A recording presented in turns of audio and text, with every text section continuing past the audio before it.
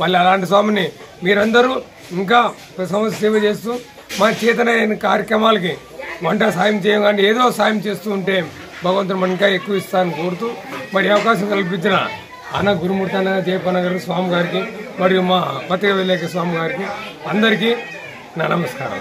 జై శ్రీరామ్. జై శ్రీరామ్. జై శ్రీరామ్. జరిగినటువంటి ఈ కార్యక్రమానికి వస్తువు రూపేణ ధన రూపేణ సహాయ సహకారాలు అందించిన ప్రతి ఒక్కరికి కూడా ధన్యవాదాలు.